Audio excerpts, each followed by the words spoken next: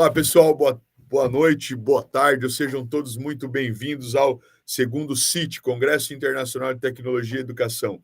Hoje eu trago para vocês uma pessoa ao qual eu já trabalhei junto, conheço, sei das boas, né, informações que vai passar para nós, uma pessoa que eu tive o prazer de trabalhar, como disse anteriormente, que gosto muito, a engenheira Carla Castro de Paula. Carla, fica à vontade, um prazer te recebê-la no segundo City. Boa tarde, pessoal. Meu nome é Carla, né? Um prazer enorme estar aqui com vocês no segundo Congresso Internacional de Tecnologia. Eu sou engenheira civil, sou formada há 20 anos e a minha carreira foi traçada basicamente na área de recuperação estrutural, impermeabilização e proteção das estruturas. Então, eu vou vir aqui falar um pouquinho sobre recuperação estrutural com vocês, tá bom? Vamos lá compartilhar a tela. Dá para ver minha tela aí? Perfeito, perfeito. Então vamos lá, vamos falar um pouquinho sobre o que é recuperação estrutural, tá? Como é que a gente identifica a recuperação estrutural? Quando a gente pensa em recuperar uma estrutura, a gente está falando que a gente vai devolver para um elemento a vida útil que essa estrutura tinha. Então, como é que ela foi dimensionada? Como é que ela foi criada? Quais foram os problemas que aconteceram no caminho, na vida dessa estrutura, que geraram algum tipo de necessidade de fazer a recuperação? São 3 origens que a gente pode ter quando a gente fala em recuperação estrutural, que pode ser projeto, pode ser execução e pode ser manutenção. Projeto, porque pode sim haver erros de projeto, dimensionamento, falha no desempenho do concreto, da sua resistência aos 28 dias, então isso pode gerar sim um problema. Execução, a gente sabe que no Brasil a gente ainda demanda um pouco de uma mão de obra pouco especializada quando a gente fala em obra civil, e aí manutenção é aquele processo que as pessoas que vão cuidar daquela edificação, vão viver, vão usufruir dela, eles têm que fazer ao longo do tempo para que essa construção de fato apresente o desempenho pelo qual ele foi dimensionada. Então vamos lá, quando a gente fala em patologia, né, a gente conhece muito isso como patologia das construções, e patologia é o estudo, né, a questão das manifestações, que são as fissuras, a corrosão, o concreto desagregado, tudo isso é manifestação patológica, então a gente já começa a definir de forma diferente os termos, né. Então quando a gente fala patologia, é um termo derivado do grego, que significa patos, doença, e logia, ciência, estudo, e quando a gente fala patologia das construções ou das estruturas de concreto, a gente está falando do estudo e do desempenho que esse material vai ter, né? A gente rouba da medicina esse termo patologia, e aí a gente começa a estudar quais são as deficiências que de fato as nossas estruturas podem ter.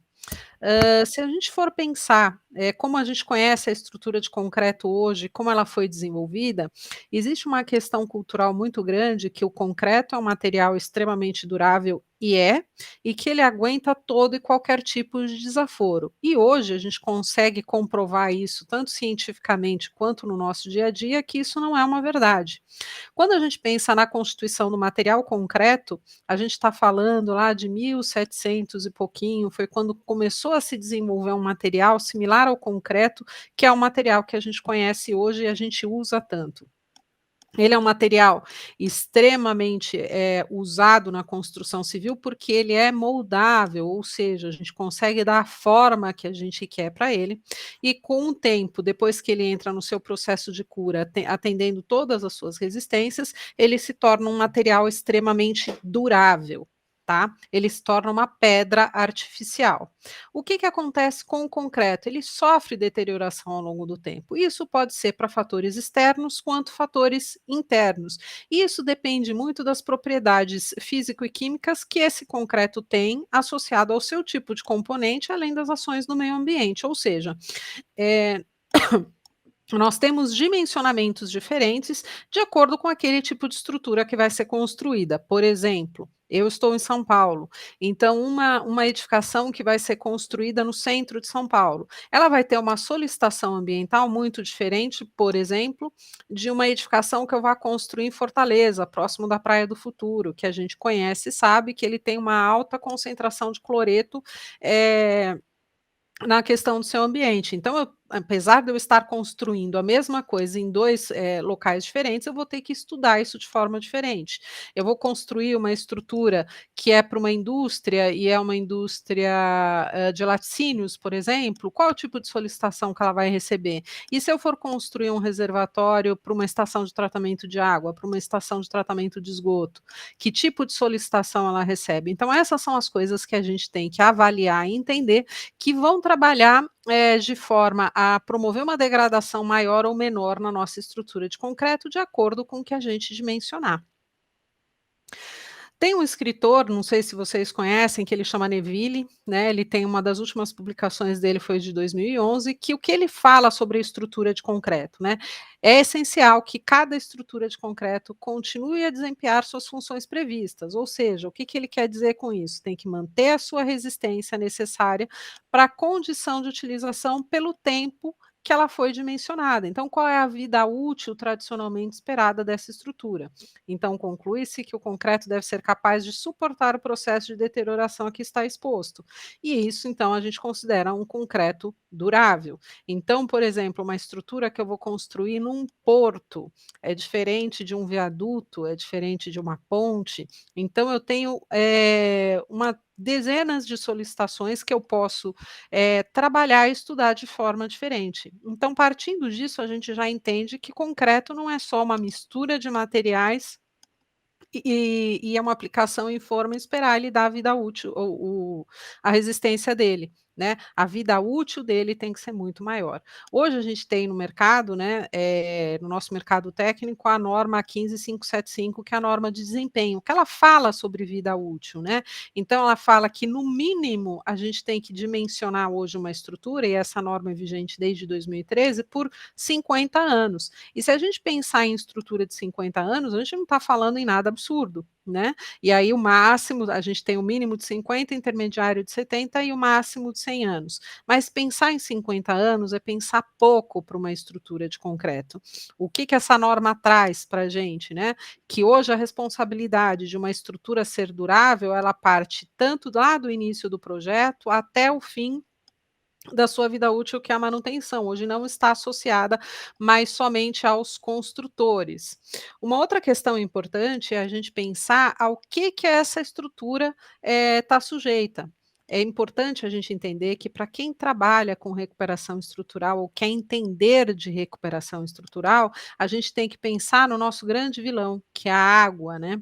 Então, dependendo do tipo de solicitação que essa estrutura tiver, a água ou agentes agressivos onde a água pode carrear, ela vai ter que desenvolver ou algum tipo de impermeabilização ou algum tipo de proteção eficiente e durável para essa estrutura.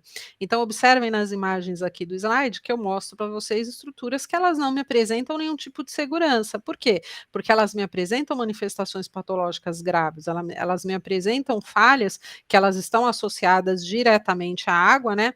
Então, aqui nessa foto, nessa primeira foto, onde eu estou com o mouse, a gente vê uma série de fissurações, uma série de eflorescências, e isso sinaliza para mim, né, que eu estou tendo a dissolução do meu elemento mais fino do concreto, que é o meu hidróxido de cálcio, e que isso é um problema. Por que que isso é um problema? Porque ele está promovendo vazios dentro da minha estrutura e ele pode, e nesse caso provavelmente tá fazendo o rompimento da minha camada passivadora da minha armadura, e aí com isso eu coloco a minha armadura num ambiente que não é mais protegido, o concreto protege a armadura, ele tem um pH alterado, e aí com isso eu começo a passar pelo processo de corrosão da minha armadura.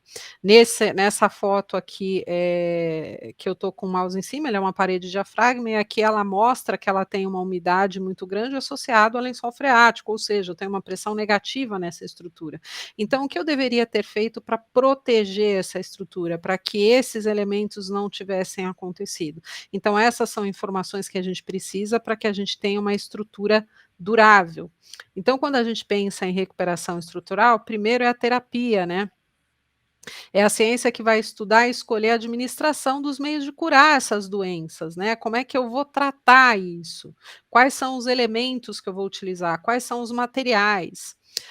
A profilaxia é a ciência que estuda as medidas necessárias para a prevenção, então isso eu vou associar muito à questão da manutenção, o que que eu posso fazer para evitar que isso aconteça? E sintoma é de fato a manifestação patológica por onde a gente detecta que a nossa estrutura tem um problema. O que que são essas manifestações? Pode ser uma fissura, de espessuras variadas, eu posso ter, deformação de algum elemento importante, eu posso ter infiltrações, eu posso ter desagregação do concreto. Quais são esses sintomas, né, essas manifestações que vão me dizer, como é que a estrutura está doente? Uma coisa extremamente importante quando a gente fala em recuperar uma estrutura é entender da onde surgem os problemas. E por que que isso é importante? Porque não adianta eu tratar uma estrutura sem eu tratar os elementos que levaram àquele problema.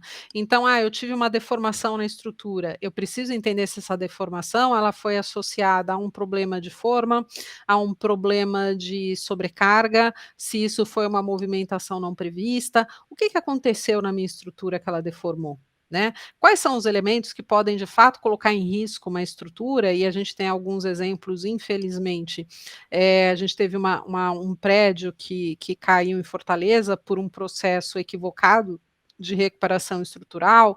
A gente teve recentemente, aqui em São Paulo, um incêndio num prédio da 25 de Março que vai provocar a demolição dele.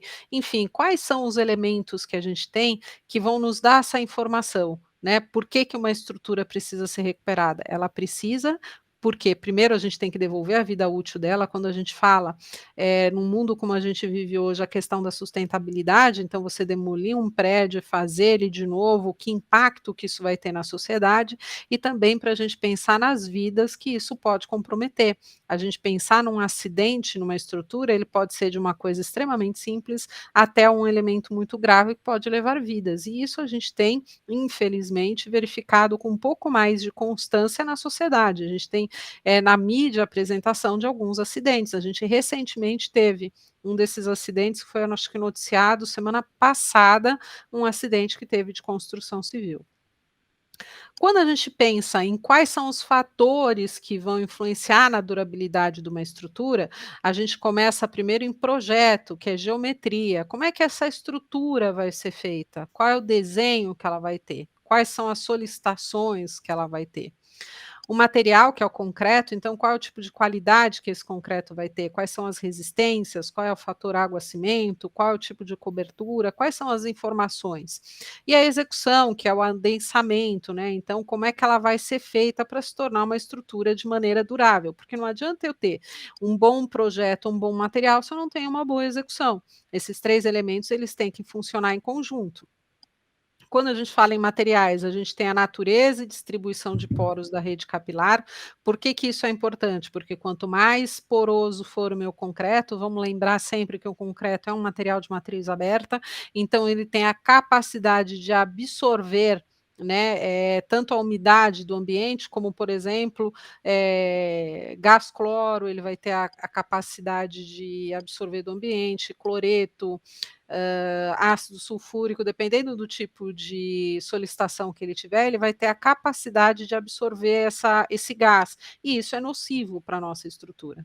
E uma outra coisa é o cobrimento da armadura. A gente tem uma norma 6118, onde ela define, dependendo do tipo de grau de agressividade que as nossas estruturas têm, quais são os cobrimentos que a gente tem que ter. Quando a gente fala em natureza, né, de distribuição de poros capilares, a gente fala no meio ambiente. Então, a gente fala em umidade, a gente fala em temperatura e a gente fala em agressividade. Então, lembra que lá no comecinho eu falei, né, eu vou construir um prédio aqui no centro de São Paulo, vou construir o mesmo prédio lá em Fortaleza, próximo da Praia do Futuro, por exemplo. Então, a questão da umidade, temperatura e agressividade, eles vão influenciar de maneiras muito distintas nessas duas construções, que pode ser a mesma construção, mas que a gente tem que levar em consideração ambientes extremamente distintos. Quando a gente fala em cobrimento da armadura, a gente fala em mecanismo de transporte, que pode ser água, pode ser gás e pode ser qualquer outro agente agressivo. E a gente pode ter a deterioração do concreto, que pode ser física, químico-biológica, e a da armadura, que é sempre corrosão. Todo esse conjunto ele vai me oferecer segurança, resistência, estética e funcionalidade, que é a vida útil da estrutura. Então, vejam como a gente tem que trabalhar uma estrutura antes, que ela seja de fato executada, né, quais são as análises que a gente tem que fazer. E por que que eu falo isso agora? Porque quando a gente vai recuperar uma estrutura, a gente faz essa análise. Se eventualmente isso não foi feito lá inicialmente, quando essa estrutura foi concebida, a gente vai ter que estudar isso depois para recuperar essa estrutura. Então, qual é o tipo de umidade, qual é a temperatura, qual é a agressividade, qual é o uso, se eu tenho fissuras, que são manifestações patológicas, qual é a origem dessas fissuras, por que que isso aconteceu na estrutura, né? Foi uma fissura por retração, foi uma movimentação, foi um esforço, o que que aconteceu com essa estrutura que ela fissurou? Isso foi um evento pontual, né, um evento isolado ou isso acontece frequentemente? Eu preciso reforçar ou eu preciso só recuperar? São perguntas que a gente tem que fazer, não é somente chegar lá e tratar pontos isolados, a gente tem que entender como a estrutura funciona para que a gente ofereça um processo de recuperação durável. Então lembre que eu falei para vocês ali no começo, que quando a gente fala em recuperação estrutural, a gente fala em devolver para uma estrutura as características que ela tinha originalmente, inicialmente, pela qual ela foi dimensionada para funcionar. Aqui a tabela da 6118, né, perdão. O que que essa tabela me diz, né? Eu tenho 4 graus de agressividade aonde eu vou dimensionar uma estrutura, né? Então, classe de grau 1, que pode ser fraca, é rural e submersa. A submersa é importante a gente sempre salientar que ela é um grau de agressividade fraco, porque quando eu não tenho troca com oxigênio, eu tenho um processo de agressividade extremamente lento. Então, por isso que ele é classificado na classe 1, na fraca. Eu tenho a classe 2, a moderada, que é a urbana, que são os grandes centros, as cidades, desde que a gente não esteja associado isso a, por exemplo, áreas litorâneas muito próximos do mar. Aí eu tenho aqui classe de agressividade 3, que é forte, eu tenho a marinha e a industrial. Então eu tenho maresia no meu ambiente, como é que isso funciona, né? Industrial, que tipo de elemento aquela indústria produz? Qual é a solicitação que às vezes pode ser física e que também às vezes pode ser química. E eu tenho classe de agressividade 4, que é muito forte, que também entra industrial, e aí a gente tem respingos de maré. O que que é respingos de maré? É zona de splash, que a gente chama, é onde a gente tem uma variação de maré. Então, aonde a onda arrebenta, ou, por exemplo, em portos onde eu recebo os navios aonde eles estacionam, que eu tenho uma variação. Associado à água do mar, que é um elemento rico em cloreto, que ele vai preencher a porosidade desse meu concreto com esse elemento mais agressivo, e eu tenho a troca com oxigênio, fatalmente eu tenho agressividade. Então, o que que eu tenho que fazer nesse processo? Então, aqui ele me diz quais são as características, então eu tenho que ter uma relação água-cimento 0,45 e cobrimentos entre 45 e 50 milímetros, mas o que mais eu tenho que fazer? Será que eu tenho que ter um concreto, por exemplo, com cristalizante para preencher a porosidade, ou eu tenho que ter uma pintura protetora, né? Então são avaliações que têm que ser feitas para apresentar um desempenho maior daquela estrutura. Em que momento a gente começou a estudar de fato recuperação estrutural, né? Foi em 1972, teve um ciclo de palestras em São Paulo que dizia patologia das estruturas, um desafio à engenharia. Então a gente está falando em recuperação estrutural num passado não muito distante, né, quando de fato se começou a entender que as estruturas precisavam ser tratadas e que elas de fato precisavam ser recuperadas. Se desmistificou um pouco aquela questão de o concreto aguenta todo e qualquer desaforo. Não, o concreto é um material muito bom, extremamente durável, extremamente resistente, mas existem limitações. Então vamos conhecer essas limitações, vamos entender como é que isso funciona e como é que a gente pode fazer para que isso trabalhe de uma maneira melhor, né? Com o tempo, e aqui eu mostro algumas fotos de alguns acidentes para vocês, esses acidentes de fato foram comprometedores para as estruturas e para os funcionários que estavam lá, como é que a gente pode, então, evitar que isso aconteça, né? Com isso, infelizmente, com essas tragédias, foi necessário que houvesse um aprofundamento profissional na área, né? Então, quem é que vai nos ajudar a que essas estruturas voltem a funcionar bem? Né? Como é que a gente recupera? Foi desse jeito que nasceu esse mercado da recuperação estrutural. Então, aqui mais alguns exemplos de marquises. Marquises são uns exemplos bons, porque eles são elementos que a gente tem ao longo da cidade toda, e que eles fatalmente apresentam falhas. Eles apresentam falhas porque eles são estruturas em balanço. Na maioria das vezes não apresentam um sistema de impermeabilização ou um sistema de impermeabilização pouco eficiente ou que não foi revitalizado ao longo do tempo. E aí a absorção de água ao longo do tempo com corrosão de armadura pode provocar queda dessas marquises.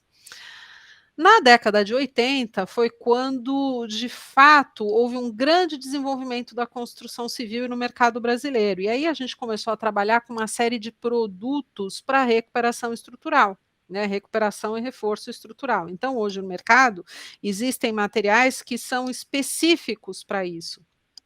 Eles são desenvolvidos exatamente para devolver essas características. O meu processo de recuperação, ele pode ser feito com concreto, por exemplo? Pode, para grandes áreas, mas eu posso utilizar argamassas poliméricas que têm altas resistências iniciais para fazer reparos pontuais? Posso. Eu posso utilizar grautes para fazer reparos, dependendo do tipo de espessura que eu tiver do meu reparo? Posso. Como é que eu vou fazer? Né? Então, se começou a estudar, de fato, esse mercado de uma maneira muito mais ampla. Quais são os problemas que surgem, né? Quais são essas causas? Então, a gente tem aqui um levantamento que erros de projeto é 18%, materiais inadequados 6%. O que isso quer dizer? Materiais assim que foram utilizados de forma equivocada e acabam gerando algum tipo de manifestação. Execução da estrutura 52%. Utilização inadequada da estrutura 14%, então esses 14% eles estão muito associados às vezes à mudança de uso. Então, por exemplo, a gente teve há uns anos atrás um incidente aqui em São Paulo de um cinema que foi desativado e foi comprado por uma igreja, e aí se tornou um templo de uma igreja evangélica. Qual é a diferença, né? E aí houve uma queda de uma marquise, né? Dentro do cinema. Qual é a questão associada a isso? É que o cinema, por exemplo, as pessoas entram, sentam e assistem um filme, levantam e vão embora. Dependendo da igreja, o pessoal toca música, canta, e aí isso dá uma outra solicitação para a estrutura. Então, isso é uma mudança de uso, um uso inadequado da estrutura. Então, houve a queda dessa marquise, né, que tinha dentro do cinema justamente por conta disso, porque ele poderia se tornar uma igreja evangélica desde que as estruturas em balanço tivessem recebido um reforço estrutural, então isso é uma mudança. Acidentes estruturais, que são acidentes externos, então pode ser ação de fogo, impacto, outros elementos, falta de manutenção 7% e diversos 2%. Observem que a execução da estrutura a gente está sempre associado a 52%. Por quê? Porque a gente tem pequenas falhas, que aí eu vou mostrar para vocês, que a gente pode tratar dentro da nossa estrutura, que a gente pode fazer essa estrutura nascer corretamente, sem que ela gere manifestações patológicas lá na frente. E isso não está associado exatamente a um grande investimento com dinheiro, mas sim a comportamento, a comprometimento para uma execução de uma estrutura durável. Quais são os tipos de manifestações, né? Então, eu tenho fissuras, 44%, deslocamentos, 15%, corrosão, 27%. Corrosão está sempre muito associada à fissura, tá? Porque a corrosão da armadura, ela é um processo onde aquela estrutura, que pode ser pela fissuração ou pode ser porque aquele elemento está absorvendo muito água, que pode ser um concreto sem sistema de impermeabilização, ou com um sistema falho, ou com extrema porosidade, dependendo do tipo que ele foi desenvolvido, ele absorve muita água, e aí ele começa a passar pelo processo de corrosão da armadura, a armadura começa a aumentar de tamanho, ela começa a promover uma tensão interna, e aí ela faz A desagregação do concreto. Então, o processo de fissuração, muitas vezes, ele começa com o processo de corrosão. Umidade, 9%, defeitos executivos, 49%, colapso, 6% e mudança de utilização, 7%, aquela mudança que eu já falei para vocês. Quais são as causas mais prováveis das falhas nas estruturas, né? Às vezes, utilização inadequadas dos materiais. Então, eu costumo sempre dizer que não existe um material muito bom e um material muito ruim. Existe um material que foi utilizado ou foi produzido de forma correta e de forma incorreta. Isso pode sim causar falhas e manifestações patológicas naquela estrutura. Modificação do solo e ação de lençol freático, por exemplo, né, você tem uma construção onde a fundação ela foi levada em consideração de um nível de lençol freático, e aí alguns anos depois vem uma outra construção e rebaixa esse lençol.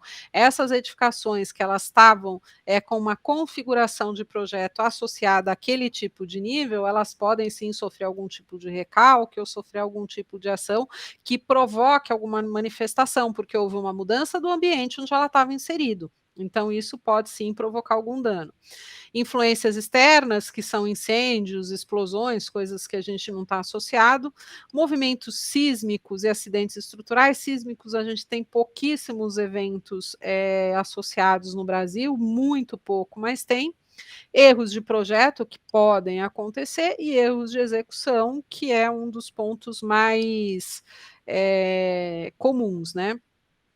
A gente tem as causas inevitáveis, que são hipóteses de cálculos não muito corretas, falta de coincidência com teoria e com prática, enfim, elementos que não conversam com o que a edificação vai desempenhar de forma clara, falta de manutenção e falta de controle de qualidade. Então, fazer a verificação dos materiais que estão indo para aquela obra, né? Não só a questão dos materiais, mas também uma fiscalização e assumindo o controle de qualidade daquela edificação associado à mão de obra propriamente dito, tá?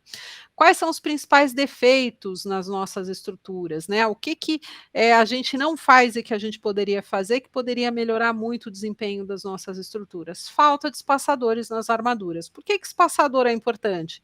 Porque a gente vai conseguir dar o cobrimento correto da nossa armadura, né? Então, lembra ali na tabela da 6118 que ela fala quais são os cobrimentos da armadura, e esses espaçadores, eles visam garantir exatamente isso, que não existe nenhum valor agregado alto para a utilização disso na obra, o que precisa é só de posicionamento e fiscalização. Então, isso aqui é associado a comportamento.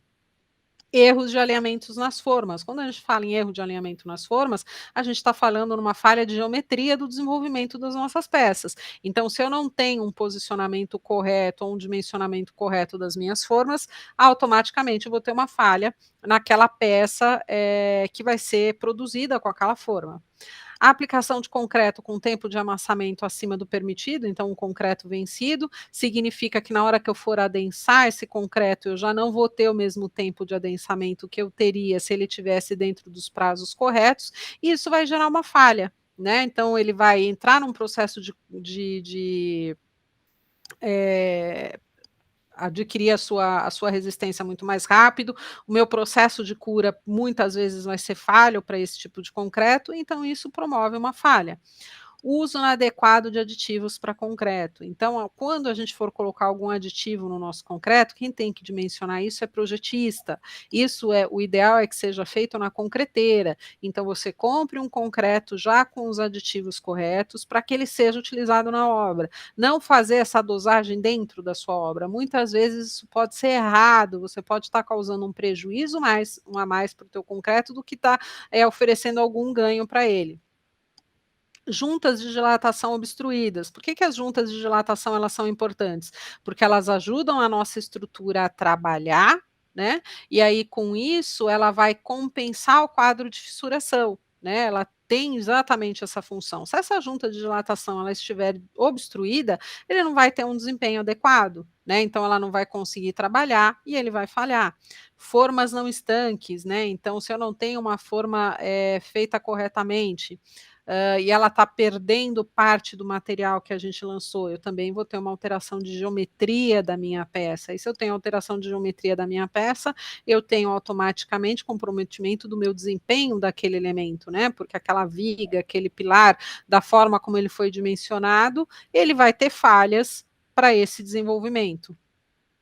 Erros no posicionamento das ferragens, né? Então, hoje em dia é muito comum a gente ver pessoas não tão preparadas fazendo o posicionamento das ferragens na obra. Então, tem que ser alguém que conheça de ferragem, que saiba posicionar, ou pelo menos que ele venha algum profissional mais experiente para conferir, porque a ferragem, como vocês sabem, né, são estudantes de engenharia, ela vai nos ajudar a questão do desempenho do meu concreto, né? Então, o concreto ele é um bom elemento que aguenta a argamassa, a compressão, mas ele não aguenta bem a flexão. Quem nos ajuda nesse processo é a ferragem. Se ela não estiver posicionada corretamente, ele não vai compensar esses esforços corretamente.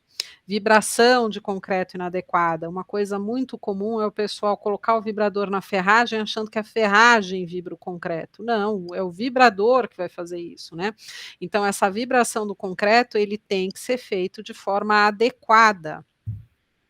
A ausência ou cura insuficiente do concreto, uma das grandes falhas, né? Porque o processo de cura vai auxiliar que a nossa estrutura tenha uma perda de água muito mais lenta e ela vai compensar esse processo de fissuração. Isso nos ajuda e muito. E não são questões que eu falei até aqui, por exemplo, que envolvem dinheiro. Né? Envolve somente comportamento. São elementos que a gente devia desenvolver nas nossas obras constantemente, diariamente. Uma outra questão é a altura de lançamento de concreto, né, inadequada e sem colocação de janelas. Se eu não respeito o que a norma fala, se eu vou fazer esse lançamento acima dos 2,5 metros, eu tenho uma grande chance de haver a separação entre os elementos. Então, a brita ela vai cair mais rápido do que a minha argamassa e eles deixam de ser um elemento único. Lembra que quando a gente fala em concreto, então a gente fala cimento, areia, as britas, né? E aí eventualmente o concreto armado com a armadura ou concreto simples, a gente está falando em material monolítico. Se eu tenho a separação desses elementos, eu não tenho mais desempenho, eu não tenho mais concreto, eu tenho qualquer outro elemento, mas eu não tenho concreto. Eles não podem trabalhar separados, eles obrigatoriamente têm que trabalhar juntos. Quais são as principais manifestações que a gente encontra, né? Fissuras no concreto, a mais comum, né? Então, a fissura, ela é aquele sinal que nos diz que pode ter acontecido alguma coisa. A gente pode ter fissuras superficiais, que elas não vão oferecer nenhum tipo de dano maior à nossa estrutura, como a gente pode ter as fissuras estruturais. Essas sim, elas apresentam um elemento grave, porque ela mostra que a nossa estrutura, de alguma maneira, não está trabalhando corretamente, ela não está resistindo aos esforços pela qual ela foi dimensionada, e aí a gente tem que fazer, sim, um reparo estrutural e, muitas vezes, um reforço da estrutura. Ninhos e segregação de concreto são as famosas bicheiras, né? A gente vê a brita separada da massa. Isso é muito comum quando a gente tem aquelas alturas de lançamentos inadequadas, ou às vezes a gente tem uma estrutura super armada, né? Então, quando a gente tem um excesso de armadura naquela estrutura e na hora do lançamento do concreto isso não foi avaliado corretamente, a gente tem um processo de segregação do concreto. Juntas desalinhadas e permeáveis, né? Juntas elas têm que trabalhar de forma a ajudar a estrutura a trabalhar bem. E permeáveis por quê? Porque ele é um elemento que tem que receber sim permeabilização, ela não é feito para receber água, né? E aí a gente tem que ter um detalhamento específico para ele. Então a gente tem que trabalhar corretamente. Se elas estão desalinhadas, se elas estão permeáveis, elas não vão ajudar a nossa estrutura de concreto a trabalhar. Então elas perdem a função e aí a gente começa a ter um problema. Fuga de nata de cimento, que a gente já falou anteriormente, né? A gente fala naquela exudação, então isso também compromete desempenho e além de oferecer uma estrutura muito mais porosa. Corrosão do aço no concreto, né? Então é um dos fatores que mais oferece problemas nas estruturas. Quando eu tenho essa corrosão de aço no concreto, eu tenho uma associação que eu posso haver falhas, né. Então, tendo falhas, eu vou ter que verificar o dimensionamento dessas armaduras, verificar se ela perdeu seção de armadura, se ela perdeu seção, eu tenho que complementar, porque senão ela não apresenta o desempenho necessário. E desalinhamento das peças, né. Então a gente tem um alinhamento nas estruturas que eles devem ser respeitados. Carbonatação e lixiviação são elementos que visualmente são muito parecidos, são aquelas eflorescências, né, então o que que isso quer dizer? Que os meus elementos do concreto mais finos, eles estão sendo dissolvidos. Se eles estão sendo dissolvidos, eu estou abrindo porosidade dentro do meu concreto e também estou colocando a minha armadura num concreto com pH abaixo de 10, e quando o pH do concreto é abaixo de 10, ele coloca num processo de rompimento de camada passivadora. O que que é essa camada passivadora? Ele é um elemento que protege a nossa armadura, mas que não é tão visível, né? A gente não consegue enxergar, não é possível ver a olho nu. Mas ele rompe essa camada, e rompendo essa camada, a minha armadura entra num processo de corrosão.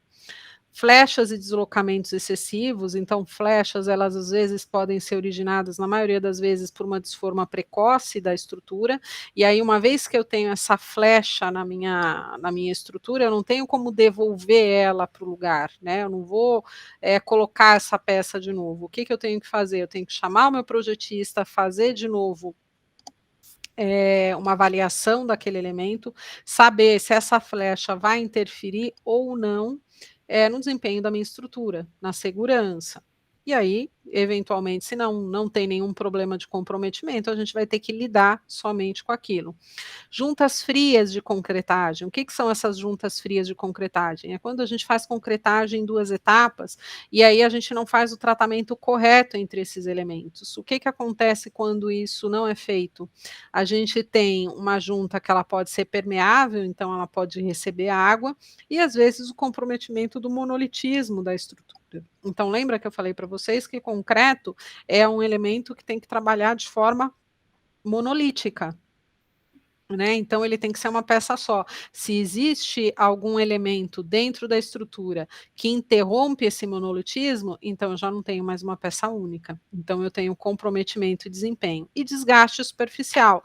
Esse desgaste superficial, às vezes ele pode ser mecânico, então, por exemplo, em estruturas, barragens é muito comum isso, ou em canais que levam água, a gente tem um processo que a gente chama que é cavitação, que é o desgaste superficial pelo carreamento da água, então a estrutura ela tem que ser dimensionada para isso, ou, por exemplo, em áreas industriais,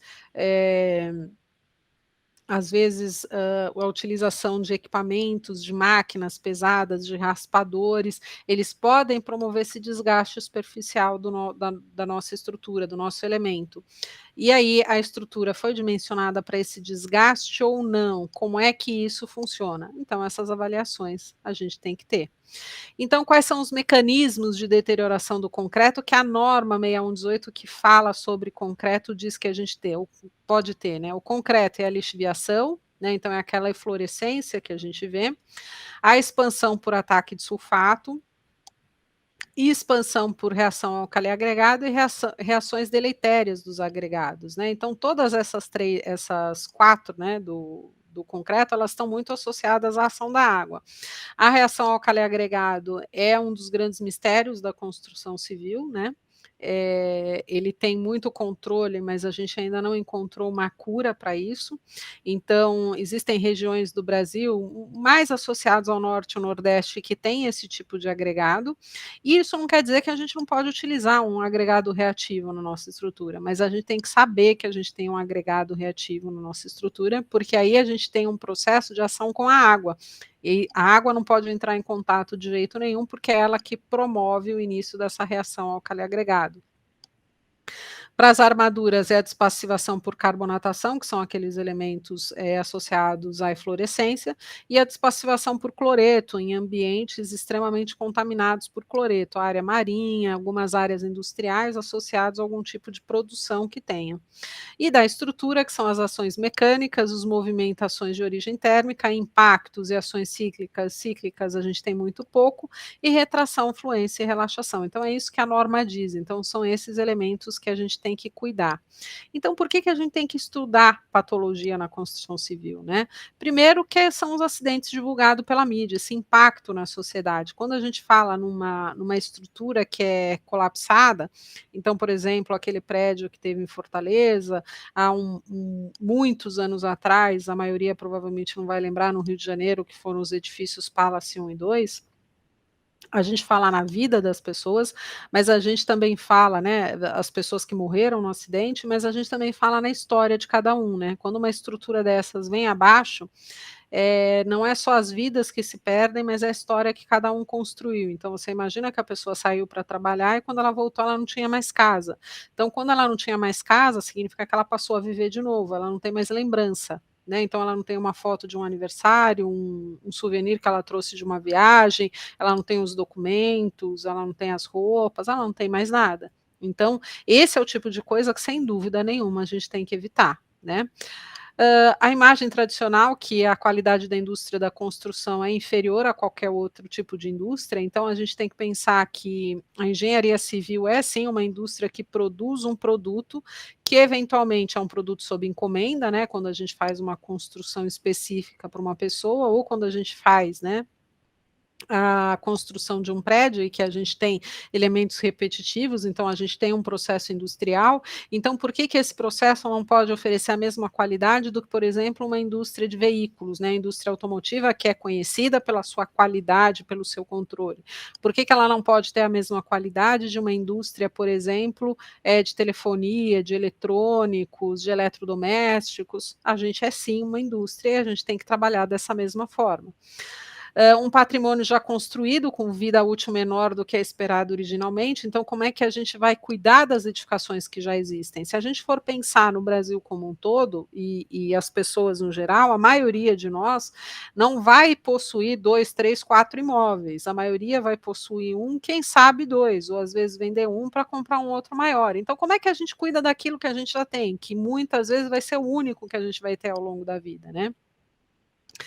Uma outra questão é que o concreto não precisava de manutenção, então a gente tem que entender que o concreto hoje sim precisa de manutenção, porque a gente tem uma mudança de realidade. Lá atrás, no começo do século, ele não tinha uma degradação tão grave, porque ele tinha um processo muito lento, a gente não tinha os elementos que a gente tem hoje. Né? Então, hoje a gente tem grandes estações de tratamento de água, grandes estações de tratamento de esgoto, que isso vai promover uma agressividade nas estruturas que fazem isso, porque a gente tem grandes cidades, a gente tem grandes indústrias, a gente tem produção química. Então, se a gente for pensar no começo do século, a gente não tinha nada disso. Né? Então, por isso que antes as estruturas eram tão duráveis e hoje elas não são mais. Por quê? Porque elas precisam de manutenção. O entorno dessas estruturas mudou. A alteração do meio ambiente ao redor da construção, né? Então, qual é a agressividade que eu tenho no ambiente e qual eu tenho hoje?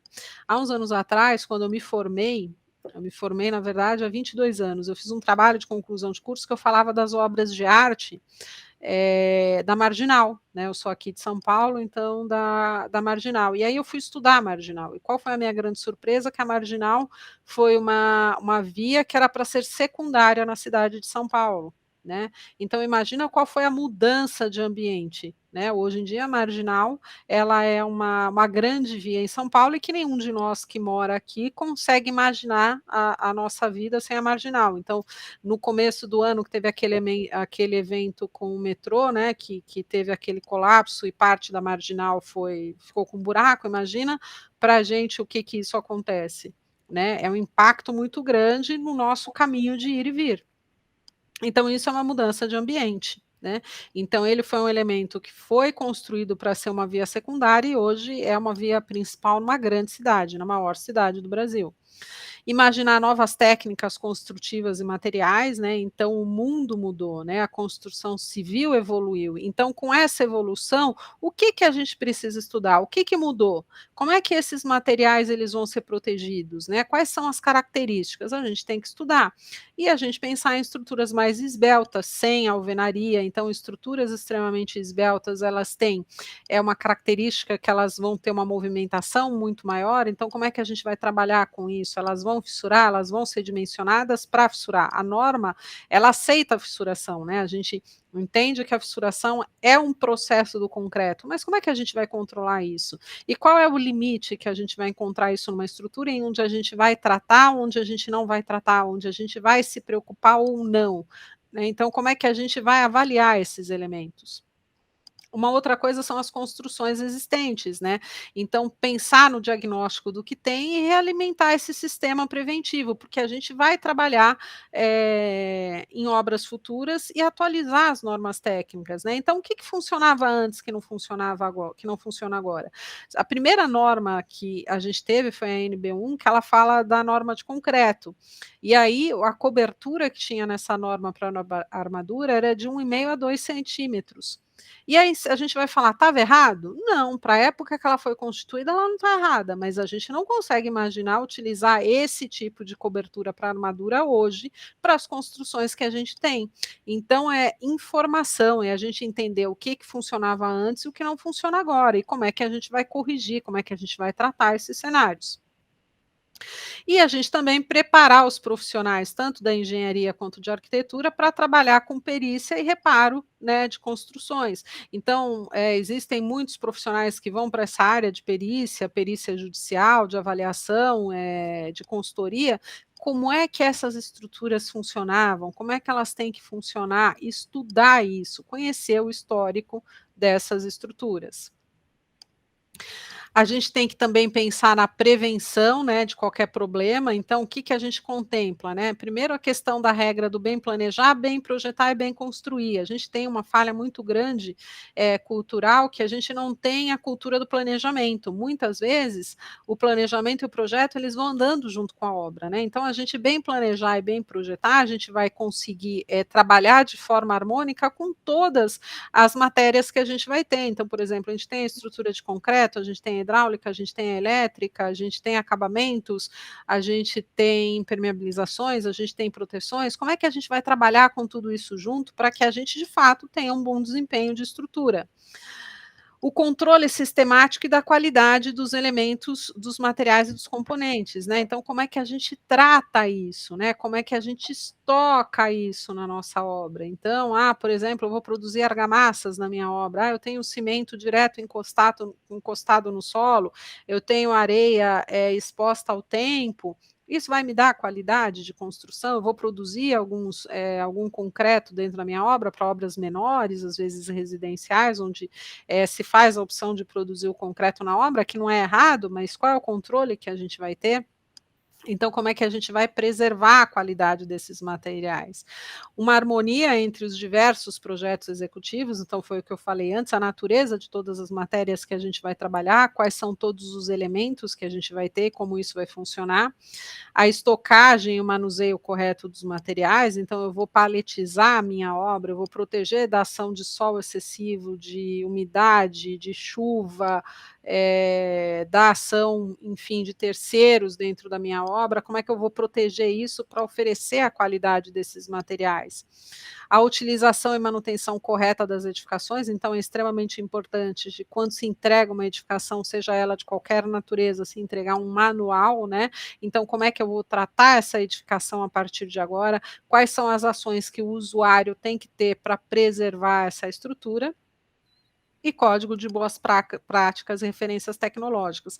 É importante a gente entender que quando a gente fala em construção, a gente fala em normas, e o Brasil ele é rico em normas, e a gente não usa, né, então eu vejo muito por aí, eu sempre com os meus alunos, que a coisa mais rara que tem é alguém ter dentro de uma obra, um conjunto de normas técnicas. Então vamos lembrar sempre que norma técnica é uma obrigatoriedade, quando a gente fala em Código de Defesa do Consumidor, o que a gente vende é um produto, né, a gente vende um produto de construção civil, que é uma casa, que é um apartamento, enfim, é um produto de fato que está submetido às regras e às leis do Código de Defesa do Consumidor e que a gente obrigatoriamente tem que fazer a construção associado com as normas que a gente tem, né. Então utilizar essas normas, a gente tem muito uma questão numa prática, né, então os práticos acabam determinando o que se faz na obra. Isso está seguindo a norma, não está?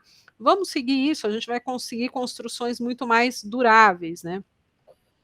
Uma outra coisa é a gente sempre pensar nas origens dessas manifestações patológicas, porque aí a gente vai, de fato, estabelecer quais são as manutenções que vão ser eficientes e o que a gente pode prevenir.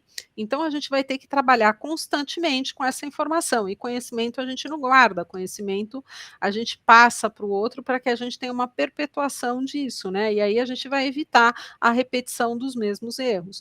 Uma coisa que é importante é a gente sempre tratar com treinamento de mão de obra. Existe um comportamento que diz assim: ah, eu treino a minha mão de obra, invisto nisso, e aí depois uma outra pessoa vem e leva, né? E muita gente acha que isso é um gasto, que isso é um risco. Então vamos pensar de uma maneira global, que se todo mundo treinar a mão de obra, daqui a pouco a gente só tem profissionais treinados no mercado, né? E aí a gente vai trabalhar com isso de uma forma muito melhor. Aqui a gente tem um levantamento do professor Paulo Helene, que ele fala sobre as manifestações. Então, qual é a colocação dele, né? Ele diz que 40% é projeto, e aí a gente viu lá atrás que a gente falava que 52% é execução, e aí eu vou falar para vocês o porquê. 18%, 4% é planejamento, 10% é uso, 18% é material e 28% é execução. Qual é o posicionamento dele? Ele fala que quanto menos detalhamento você tem no projeto, muito mais erros você vai ter na execução. Então, por isso que ele associa que o projeto tem parte de culpa no processo de uma degradação de uma estrutura de concreto. Então a gente tem que alinhar isso, né? A gente pensar que quando a gente contrata um projeto, a gente não está contratando planta, a gente não está contratando arquivo DWG, a gente está contratando solução para a nossa obra. Projeto é solução. Quando a gente fala num projeto, a gente fala em ciência, a gente fala em estudo, a gente fala em avaliação do que as nossas estruturas precisam e como elas devem trabalhar. Uma outra coisa importante é a gente considerar a visita dos nossos projetistas na obra, que também não é uma prática, né? Então, a pessoa que idealizou aquela estrutura, ela tem que visitar sim, para entender quais são as características, se tudo aquilo que foi dimensionado é passível de ser executado, se vai ter algum tipo de mudança, como é que a gente vai trabalhar isso, né? Então, sim, pensar que os projetistas eles têm que acompanhar as obras de uma maneira plena. Tá? Se responsabilizar por isso também. E aqui, para terminar, a gente vai falar de durabilidade e vida útil. O que a norma de desempenho fala, né, sobre durabilidade? A norma 15575, e todos nós hoje, quando a gente fala em construção de edificações, a gente está submetido a ela. E eu sugiro, né, convido a quem não conhece a norma de desempenho a conhecer, a estudar. Eu acho que ela é um grande avanço para a construção civil, né, porque ela define as responsabilidades e traz todo mundo de uma maneira em conjunto. Então, o empreendedor, o projetista, o construtor, o usuário, os fornecedores de materiais, né, que eles vão ter agora uma obrigatoriedade de oferecer um material que atenda a uma norma. Né? Então, como é que aquela estrutura vai dar aquela durabilidade? Como é que ela vai dar aquela vida útil? É um conjunto de ações, né? Então, eu convido vocês a estudarem a norma de desempenho. E o que a norma fala? Durabilidade. Característica do edifício ou de seus sistemas e funções, de desempenhar as suas funções ao longo do tempo, sob as condições de uso e manutenções especificadas, até o seu estado de limite de utilização. Então, o que ele quer dizer com isso? Que a minha edificação, desde que ela esteja dentro dos padrões que ela foi idealizada, desde que ela esteja sendo usada corretamente e tenha as manutenções específicas, ela tem que durar aquele tempo X, que hoje a norma de desempenho fala em, no mínimo, 50 anos. Então, o que é durabilidade? A capacidade de um material de resistir às mudanças em suas propriedades, ou seja, resistir à degradação. Então, a que tipo de influência aquele material vai estar sujeito? Que tipo de ação aquele material vai estar sujeito? Ele é capaz de suportar aquilo? Isso é uma característica, né? Então, é a capacidade dele aguentar isso. A capacidade de um material manter o seu desempenho acima dos níveis especificados, ou seja, eu determinei a utilização de um material, ele vai ter que ter um desempenho associado, pode ser a ação de um produto químico, a ação de gás, depende, né, da função que é a estrutura.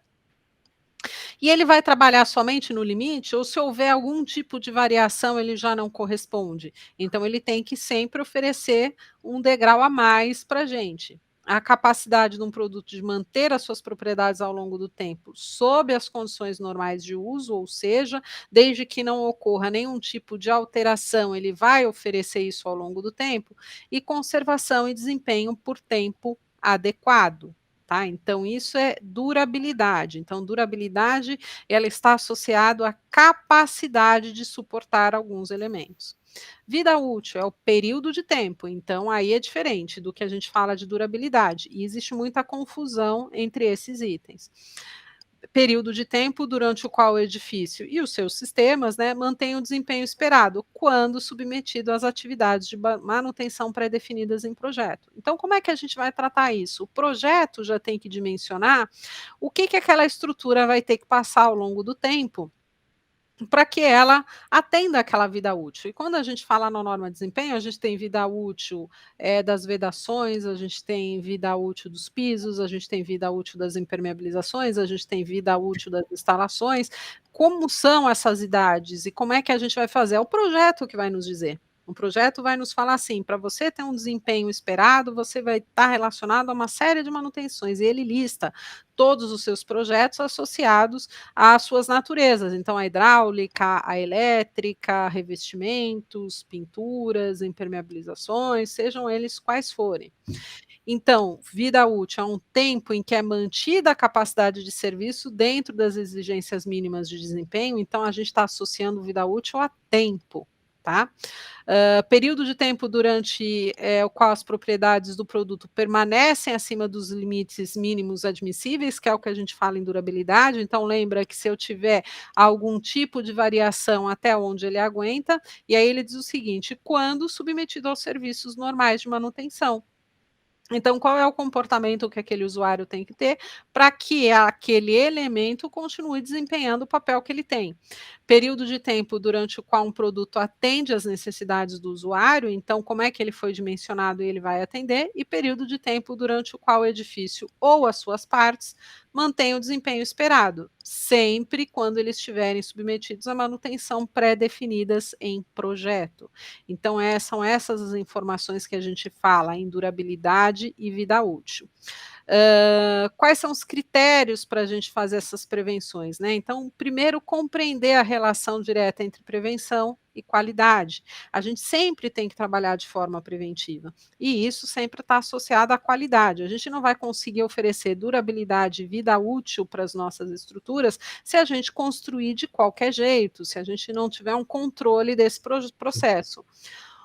Um bom projeto arquitetônico em sua forma e orientação, né, então como é que esse projeto arquitetônico eu consigo oferecer uma manutenção constante, ele tem áreas de difícil acesso, quais são as características desse projeto arquitetônico?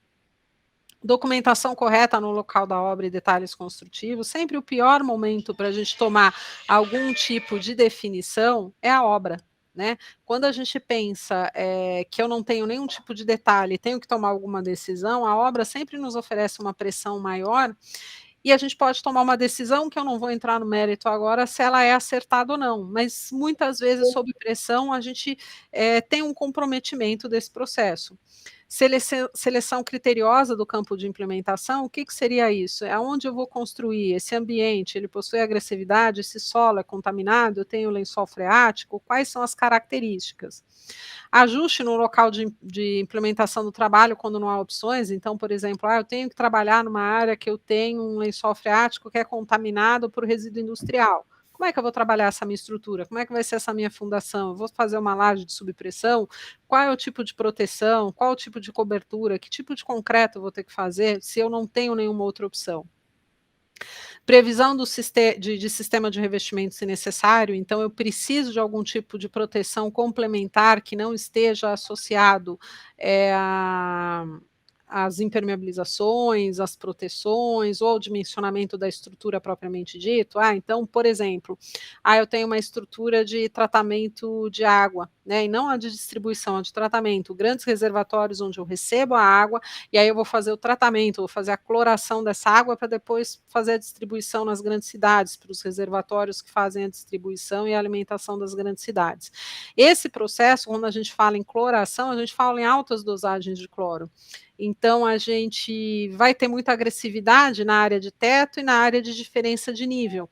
Então, quando eu tenho esse processo, qual é o tipo de característica que eu tenho que oferecer? Será que eu tenho que proteger com material de matriz fechada ou somente o dimensionamento do concreto será o suficiente? Então, a gente tem que avaliar se isso vai ser necessário ou não. Seleção correta do sistema de construção apropriado para projeto, para lugar, para solo e observância de normas construtivas. A seleção criteriosa dos materiais de construção, ter uma ótima qualidade dos materiais no processo da construção propriamente dito, né? As condições específicas dos materiais, então, se eles estão sendo dimensionados corretamente, implementação de mão de obra qualificada, coordenação de tarefas, né? Então, a gente ter sempre uma inspeção contínua de trabalho, se eu tenho alguma atividade que eu tenho que refazer, mudar o sistema de execução, porque isso pode ter algum tipo de comprometimento.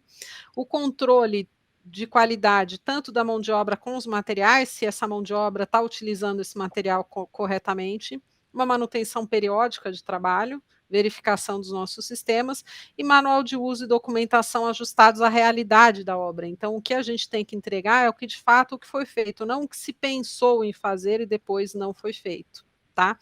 Então é isso que eu queria falar para vocês quando a gente fala em recuperação estrutural. Eu espero que tenha sido proveitoso para vocês. Eu sei que fica um pouco de curiosidade aqui, mas aí eu estou aqui à disposição para quem tiver alguma dúvida a esclarecer. Obrigada. Carla, muito obrigado. Foi muito, muito gratificante, muito interessante todo o conteúdo. E eu fiz algumas anotações aqui rápidas, tá? Para não tomar muito seu tempo. Eu acho que são situações que são legais de a gente mencionar, né? Que nem essa parte, eu vou fazer eu vou de trás para frente, talvez, tá? Essa questão que você menciona de projeto. Isso aí eu acho que é uma coisa assim que ainda efetivamente, ou mais nos dias atuais, por conta talvez de uma questão cultural, entra aquela situação de, por exemplo, assim, alguém liga para você e fala assim, você não faz um projetinho? Ou a pessoa liga para você e fala assim, poxa, faz um projeto para mim, me dá um orçamento, a hora que você passa, fala, mas eu tenho fulano que faz por tanto, né? Então, assim, eu tenho visto, né, principalmente aqui na nossa região, né, estamos aí no interior, aproximadamente 500 quilômetros de São Paulo, então eu vejo, assim, aquela questão, por exemplo, de nós profissionais da área técnica, engenharia civil, arquitetura, das engenharias no geral, que nós às vezes não somos devidamente, não é nos dado o valor que nós merecíamos, né? Então, por exemplo, tem aquele profissional que cobra 35, 40, 50 reais o metro quadrado do projeto, mas temos também aquele que cobra 5, 10, né? Então, isso aí acaba criando uma situação que eu menciono aos meus alunos aí, da prostituição em relação ao projeto, né? Por quê? Porque o cara que às vezes faz um projeto a 5, 10 reais o metro quadrado, né? Ele, por exemplo, ele não vai querer acompanhar, ele não vai querer, às vezes, estar lá presente, né? Fatos esses que geram patologias, né? Porque a falta de acompanhamento, falta da fiscalização, da verificação, se o aço está na espessura de bitola correta, enfim, N fatores que eu não vou me alongar aqui, mas isso é uma questão que eu vejo que o projeto tem, né, um impacto muito grande. Outra coisa que eu vejo também que os alunos, de forma geral, e aqueles que são recém-formados, ainda não têm tanta atenção, né?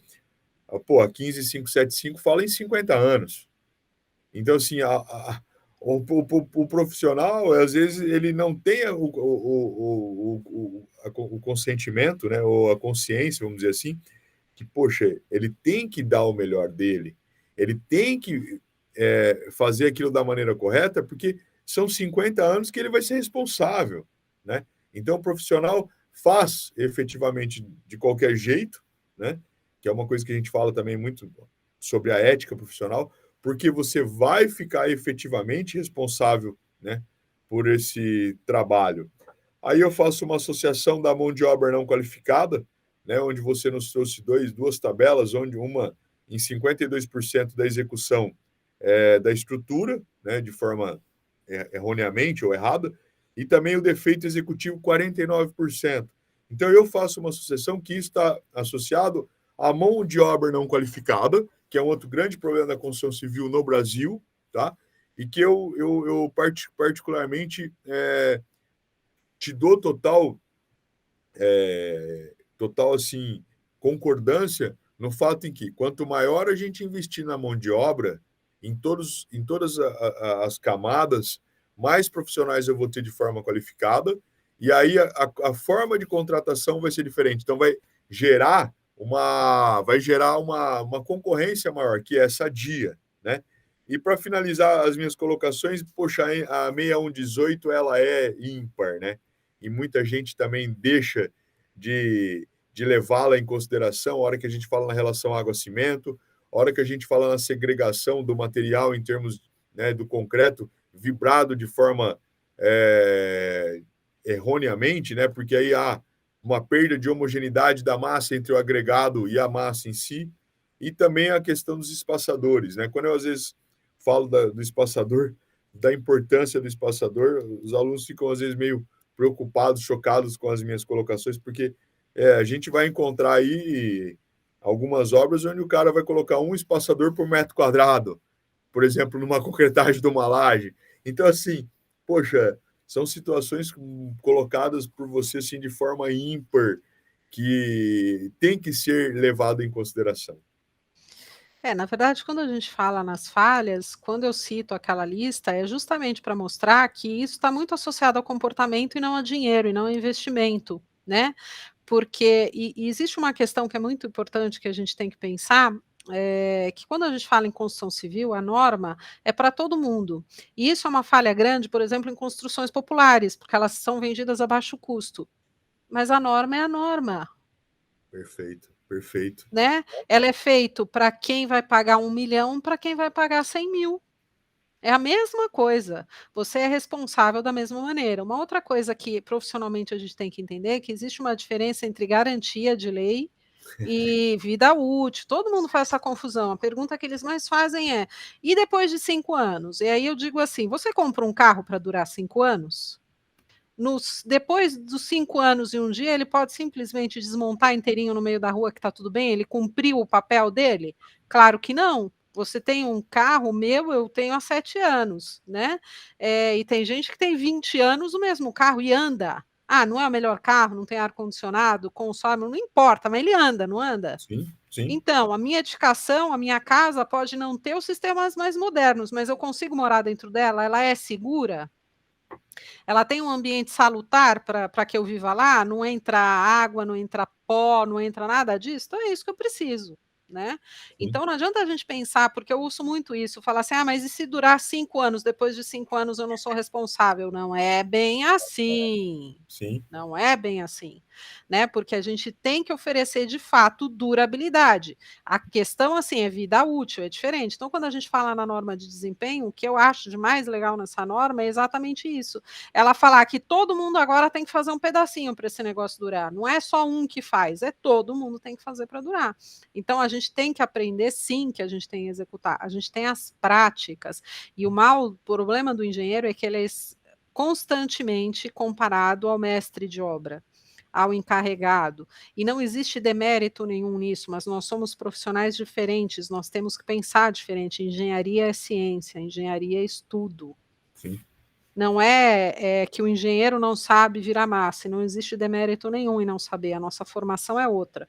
Cada um fazendo o seu desempenho da melhor maneira possível, a gente vai ter uma construção durável e sustentável. Perfeito.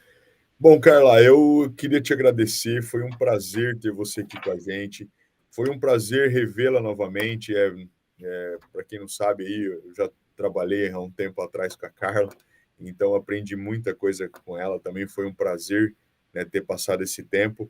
Agradecer a sua disponibilidade de ter participado aí com a gente do segundo CIT, né, o Congresso Internacional de Tecnologia e Educação, e também, poxa, deixar claro aqui o tanto de conhecimento que você nos trouxe. Muito obrigado mesmo, Carla, pela participação, pelo pronto atendimento, poxa, por toda a dedicação e carinho que você teve com nós do Unisalesiano Araçatuba. Muito obrigado, Imagina, eu Carla. que agradeço. Um abraço, Obrigada a até mais. vocês. Tchau, tchau. Até. Tchau, tchau. Tchau.